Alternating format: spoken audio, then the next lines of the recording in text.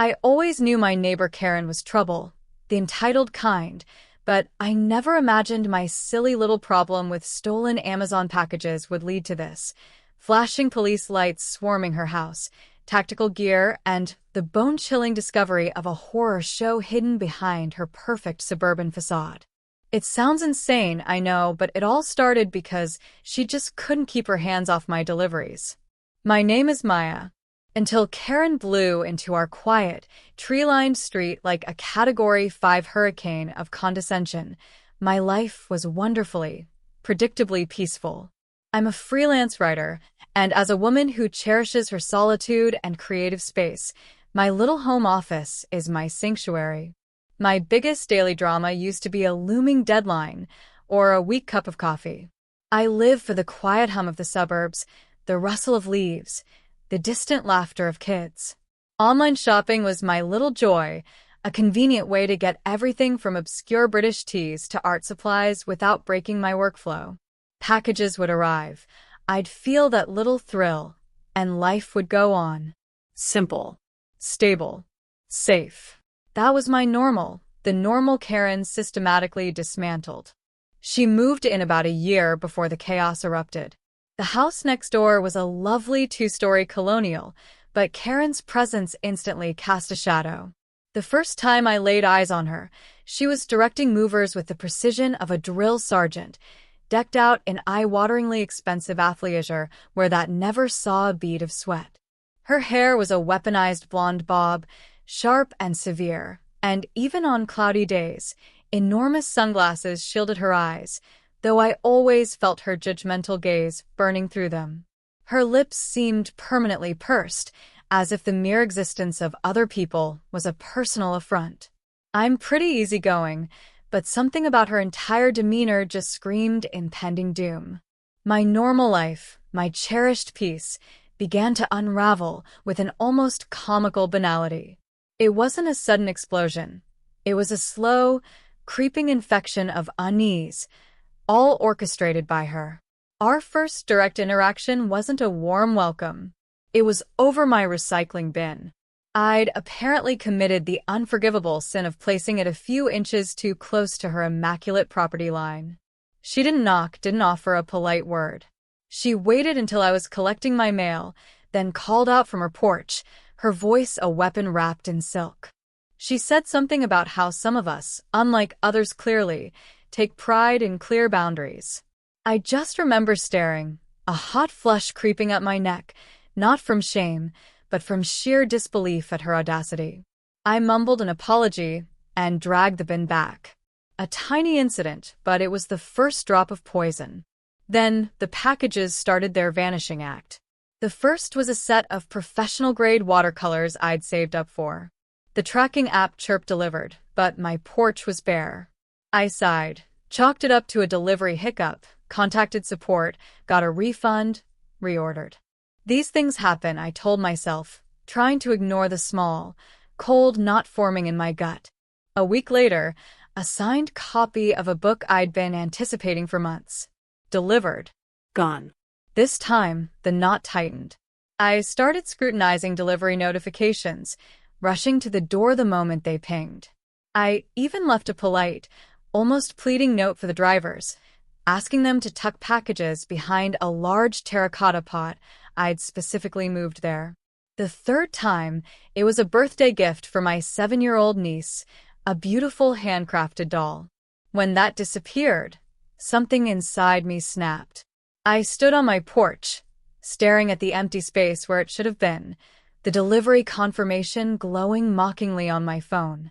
Tears of pure, unadulterated frustration pricked my eyes. This wasn't random. This was targeted. And looking over at Karen's perfectly kept house, a chilling certainty began to dawn. But how could I prove it? Confronting her without evidence felt like walking into a lion's den armed with a feather. I just had no idea the lion was also guarding something far more sinister. The package theft escalated from an annoyance to a relentless campaign of psychological torment. It became a sickeningly predictable pattern. If I dared to order anything online, it was a gamble. Would it arrive? Or would it be swallowed by the Karen-shaped black hole next door? Each missing item, each call to customer service, each weary explanation chipped away at my peace of mind. I started to feel like I was the problem, like I was somehow inviting this. The gaslighting was subtle but effective. Karen, of course, seemed to relish my distress. I'd catch her peering from behind her pristine curtains whenever a delivery truck rumbled down our street, a faint, knowing smirk playing on her lips. One afternoon, as I was on my porch, again searching for a phantom package, she glided over to her mailbox, her timing impeccable. She was dressed in another flawless yoga outfit, her phone held prominently, as if documenting my descent into madness for her amusement. She asked, her voice dripping with fake concern, if I was having trouble with deliveries again. She then added that some people just order so much unnecessary junk, it's bound to get, as she put it, misplaced. My hands balled into fists so tight my nails bit into my palms. I had to taste blood on the inside of my cheek to stop myself from screaming. I managed to choke out that everything was fine, just a small mix-up. Her response was a self-satisfied little hum. Then she launched into a patronizing lecture about being careful, about opportunists, all while a courier from a luxury department store was depositing a mountain of boxes on her doorstep. The sheer, unadulterated hypocrisy made me want to throw something. I tried everything. I asked delivery drivers to hand packages directly to me if I was home. I changed delivery instructions to request they be hidden. I even considered a P.O. box, but the inconvenience felt like admitting defeat. One day, a particularly special delivery was due, a custom-blended tea I treated myself to once a year. When that vanished, I felt a cold, hard fury solidify in my chest. Later that day, I saw Karen meticulously watering her unnaturally vibrant rose bushes. Gathering every ounce of courage, I walked over, my heart hammering. I kept my voice as level as I could, asking if she'd seen any suspicious activity, or if perhaps any of my packages had been mistakenly left on her porch. She turned, those ever-present sunglasses obscuring her eyes, her lips forming that familiar moue of disdain. She asked why on earth my packages would be at her door. She received her deliveries perfectly fine. Thank you very much. Perhaps, she suggested with a cruel little smile, I should simply be more diligent. Or maybe, she added, her voice dropping conspiratorially, I was just being forgetful. I walked back to my house, shaking with a rage, so intense it felt like I was vibrating. She wasn't just stealing my things. She was enjoying my suffering, trying to make me doubt my own sanity. The stress was immense.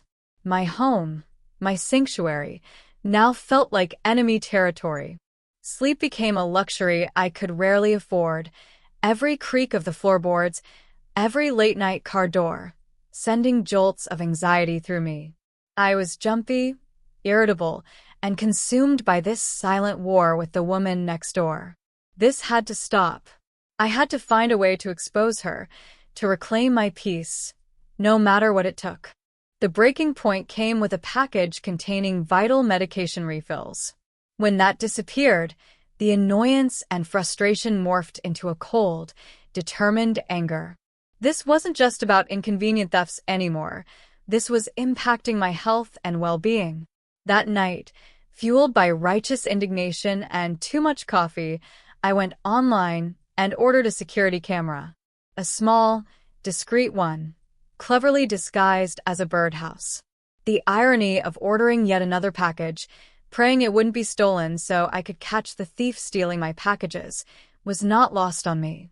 When it arrived, miraculously untouched, I felt a surge of adrenaline. I installed it carefully, nestled amongst the ivy near my front door, ensuring it had a perfect, unobstructed view of my porch and anyone approaching it. I tested the live feed on my phone. The image was crisp and clear. The trap was set. To bait it, I ordered something relatively inexpensive but visibly appealing, a brightly colored box of gourmet dog biscuits for a friend's new puppy. The moment the delivery notification pinged, I was glued to the camera feed on my laptop. My breath hitched. There it was, a cheerful little beacon of my impending victory, sitting innocently on the doormat. The wait was excruciating. Minutes stretched into an eternity. I tried to work, but my focus was shot, my eyes constantly flicking to the live feed. Then, after what felt like a lifetime, but was probably only an hour, she appeared. Karen. Casually strolling down her walkway, feigning an interest in a loose paving stone, then a swift, furtive glance up and down the street. My heart hammered against my ribs. She moved with a predatory grace, straight to my porch, bent down, and scooped up the package. No hesitation. No remorse. Just a casual, entitled theft. She tucked it under her arm and disappeared back into her house, as if she were merely collecting her own mail.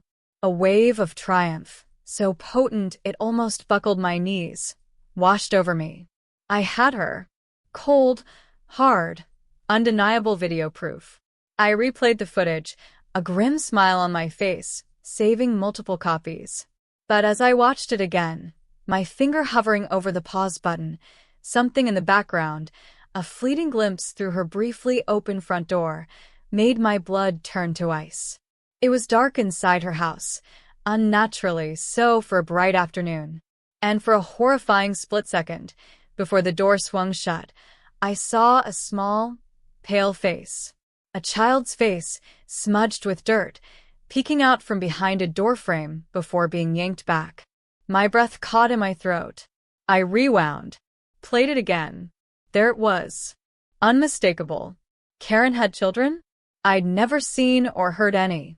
The neighborhood kids played outside all the time, but never from her yard.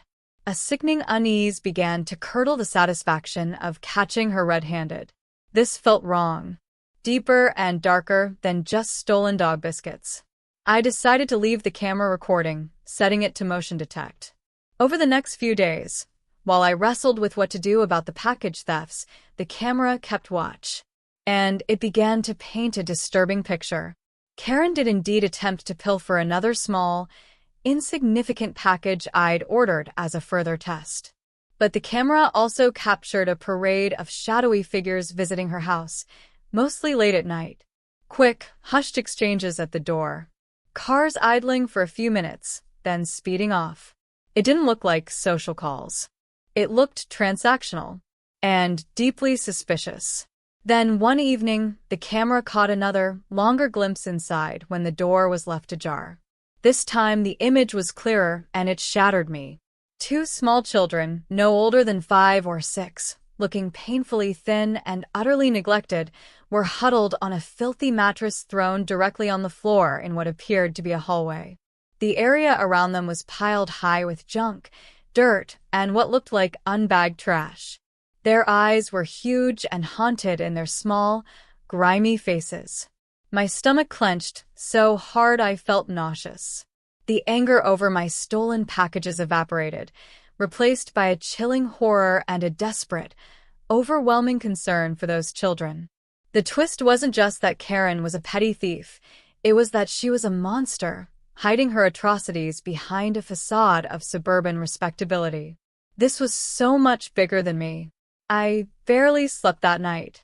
The images of those children, the squalor, Karen's smug face as she stole from me, the unsettling late-night visitors, it all swirled in my mind. This wasn't just about reclaiming my packages anymore. This was about saving those kids. The weight of that realization was immense. The next morning, my hands trembled as I downloaded all the footage onto a secure USB drive. The clips of Karen brazenly taking my packages were there, clear as day. But more importantly, I included every damning glimpse of the children, the deplorable conditions, and the constant stream of suspicious late-night callers. I knew I couldn't just report package theft anymore. This was a child welfare issue, and potentially something criminal beyond my comprehension. At the police station, I sat across from a Detective Miller, a woman with kind eyes, but a no-nonsense demeanor. I laid out the whole story, from the first missing package to the horrifying discovery on the camera footage. I played the videos for her. Her expression grew graver with each clip. When the footage of the children appeared, her jaw tightened. She listened intently, her gaze sharp, and I saw a flicker of something fierce in her eyes. She told me I had absolutely done the right thing coming to them. She said that package theft was one thing, but potential child endangerment and the pattern of suspicious activity I'd documented warranted an immediate and thorough investigation. She assured me they would handle it with discretion and urgency. I left the station feeling a strange cocktail of relief and profound anxiety. Relief that the burden of this knowledge was no longer mine alone, that professionals were taking over. Anxiety about what would happen to Karen and, more importantly, to those children. Would she retaliate if she found out I was the one who reported her? 2 days later, the suburban quiet of our street was shattered. I heard the unmistakable thud of multiple car doors slamming, then the low rumble of engines. Peeking through my blinds, my heart leaped into my throat. 2 marked police cars and an unmarked sedan were parked directly in front of Karen's house. Officers, some in tactical vests, were strategically approaching her front door. This was it. The culmination of months of frustration and a few days of agonizing fear. I watched, breathless, as they knocked. Loudly. After a tense moment, Karen flung the door open. Even from my window, I could see the look of utter shock on her face, which rapidly contorted into a mask of indignation. Her voice, shrill and piercing, sliced through the afternoon air. She demanded to know what the meaning of this outrage was. How dare they? Did they have any idea who she was? The classic entitled Karen playbook, right down to the last word. The officers remained calm, their movements deliberate. I saw one produce a document, a warrant, I guessed. Karen's face crumpled. Then the eruption. She started screaming, a torrent of abuse, denials, and accusations. It was a full-blown, public meltdown. Neighbors emerged onto their porches, drawn by the commotion, their faces a mixture of curiosity and alarm. The officers entered her house. The wait that followed felt like an eternity. More police vehicles arrived. Plainclothes detectives went in and out. And then, my heart broke. They brought the children out. 2 tiny, terrified figures, each clutching a tattered stuffed animal, their eyes wide and lost in the chaos. A female officer spoke to them gently, her arm around the smaller one, guiding them towards a waiting car. Tears streamed down my face. That image of their fragile innocence caught in this adult nightmare will be seared into my memory forever. It wasn't long before they brought Karen out. In handcuffs. Her expensive activewear was disheveled, her perfect blonde bob askew, her face a grotesque rictus of fury and disbelief. She was still screeching, a wild diatribe against the police, against the world, against me. She shrieked that this was all a mistake, a setup, that it was that crazy, jealous woman next door, meaning me, who had orchestrated this whole thing. She gestured wildly with her cuffed hands towards my house. I instinctively shrank back from the window, even though I knew she couldn't see me. Watching her, so utterly undone, her carefully constructed facade of superiority shattered into a million pieces, revealing the vile, selfish creature beneath, was deeply, profoundly satisfying. The self-proclaimed queen of the cul-de-sac was being dragged from her crumbling throne, and her kingdom was revealed to be nothing but a den of neglect and crime. The aftermath was swift and decisive. Child Protective Services immediately took the children into emergency care. Later, through hushed neighborhood whispers and brief local news reports, I learned the full extent of the horror inside Karen's home. It was a scene of unimaginable squalor and neglect. And, as my footage had hinted, the police discovered a substantial quantity of drugs and clear evidence of a small-scale dealing operation. My stolen packages, the initial catalyst for all of this, were almost an afterthought in the litany of her crimes. Karen was charged with a host of felonies, multiple counts of theft, felony child neglect, possession with intent to distribute, and more. The legal wheels are still turning, but from what I hear, she's facing a very long time behind bars. Her reign of petty tyranny and hidden cruelty was over. Our neighborhood slowly began to breathe again. The oppressive cloud Karen had cast lifted. There was shock, of course, and a collective shudder of guilt that we hadn't known about the children. But overriding all of that was an immense sense of relief. My packages started arriving without incident, a small, tangible sign that order had been restored. But the real victory, the one that truly mattered, was that those two little souls were finally safe. I still think about them often, hoping with all my heart that they're now surrounded by love and care, healing from the trauma they endured. Looking back, it's almost surreal. My determination to stop a petty thief inadvertently blew the lid off a much darker, more disturbing reality. It taught me that sometimes, even the smallest acts of standing up for yourself, of refusing to be a victim, can have consequences far beyond what you imagine. It reinforced the importance of trusting your gut, that nagging feeling that something is deeply wrong, even when the world tries to tell you you're overreacting. My peace was eventually restored, but it's a peace forever changed by the knowledge of what festered so close by. And Karen? She got a front-row seat to justice, a lesson in consequences I doubt she'll ever forget. And that, in itself, is a satisfaction all its own.